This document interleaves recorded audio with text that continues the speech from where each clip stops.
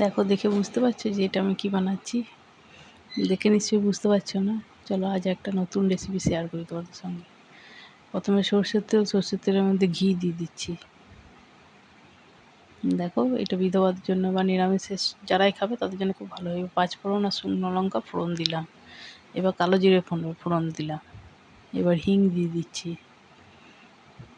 এবার দিচ্ছি আদা ঘষা দিয়ে ভালো করে ভাজা হলে তারপর একটু জল দিয়ে দেবো। এবার দিচ্ছি নুন, জিরে গুঁড়ো, হলুদ, ধনে গুঁড়ো, আর এটা দিচ্ছি তোমার ওই কী বলে যেন, নিরামিষ সবজি মশলা। আর এটা দিচ্ছি তোমার কাশ্মীরি লাল লঙ্কা, আর আন্দাজ মতো চিনি ব্যালেন্স করার জন্য। আর এটা দিচ্ছি টক দই, ওই হাফ কাপ মতো দিচ্ছি, মানে আমার যে পরিমাণ সেই অনুযায়ী আমি দিচ্ছি। এবার তোমাদের যেমন লাগবে তোমরা সেরকম দেবে। মশলাটাকে ভালো করে কষিয়ে নিচ্ছি।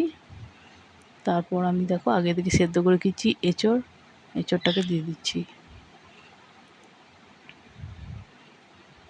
খুব সেদ্ধ করার দরকার নেই, হালকা একটু ভাপিয়ে নিলেই হবে। এবার দিচ্ছি গরম মশলা। এই যে দেখো, এঁচোড়টা রেডি হয়ে গেছে। যদি ভালো লাগে তো কমেন্ট করে অবশ্যই জানিও। চ্যানেলটাকে লাইক সাবস্ক্রাইব